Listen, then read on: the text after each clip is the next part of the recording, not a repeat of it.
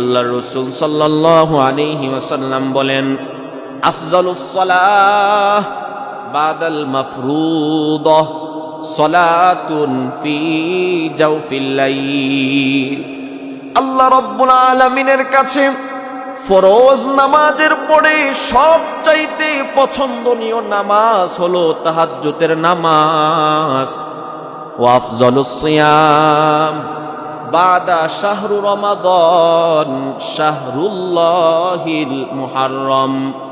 আল্লাহ রাব্বুল আলামিনের কাছে রমজান মাসের রোজার পরে সবচাইতে পছন্দনীয় রোজা হলো এই মুহররম মাসের রোজা।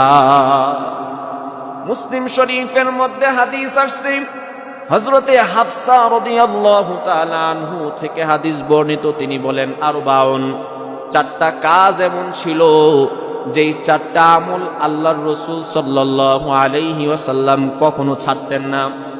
এক নাম্বার হলো সিয়ামু ইয়াউমি আশুরা, আশুরার দিনের রোজা। দুই নাম্বার হলো ওয়া আশারাত, জিলহজ মাসের প্রথম দশকের রোজা।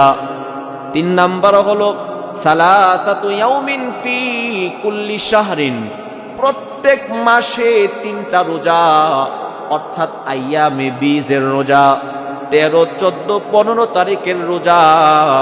চার নাম্বার হলো রাকাতাইনি ক্বাবলাল গদা, ফজরের 2 রাকাত সুন্নত নামাজ।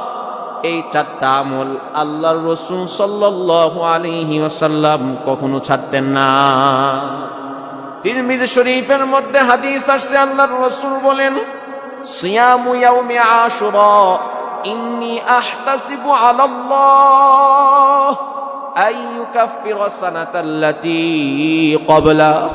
আমার কোন উম্মত যদি আশুরার দিন রোজা রাখে, আমি রাসূল আশা রাখি আল্লাহ রাব্বুল আলামিন তার পিছনের 1 বৎসরের গুনাহ খাতাকে মাফ করে দিবেন। মুসলমান ভাইরা আমার, তবে কেবলমাত্র আশুরার দিন রোজা রাখা মাকরুহ, কারণ এটা ইহুদিদের সাথে সামঞ্জস্য হয়ে যায়। এই জন্য আল্লাহর রাসূল বলেন, খালিফুল ইয়াহুদ, উম্মত তোমরা সর্বক্ষেত্রে ইহুদিদের সাথে বিরুদ্ধাচরণ করো। এই জন্য হয় আগের দিনের সাথে মিলায়া 9, 10 অথবা 10, 11 এই 2টা রোজা রাখা।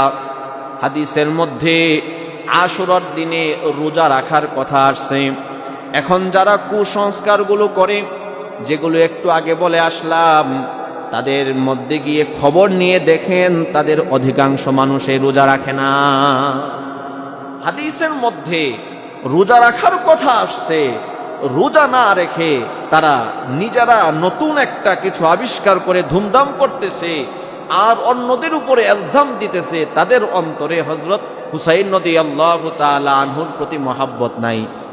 ও মুসলমান, হযরত ওমর রাদিয়াল্লাহু তাআলা আনহু তিনিও তো এই মুহররম মাসে শহীদ হয়েছে। কোথায়? হযরত ওমর রাদিয়াল্লাহু তাআলা আনহুর শহীদ হওয়ার দিনকে তো আমরা উদযাপন করতেছি না। হযরত ওসমান রাদিয়াল্লাহু তাআলা আনহু, উনাকেও শহীদ করা হয়েছে। কুরআন পাঠরত অবস্থায় হযরত ওসমান গনি রাদিয়াল্লাহু তাআলা আনহুকে শহীদ করা হয়েছে। কোথায়? হযরত ওসমান রাদিয়াল্লাহু তাআলা আনহুর শহীদ হওয়ার দিনকেও তো আমরা উদযাপন করতেছি না। হযরত হুসাইন রাদিয়াল্লাহু তাআলা আনহুর বাবা হযরত আলী রাদিয়াল্লাহু তাআলা আনহুকেও তো শহীদ করা হয়েছে।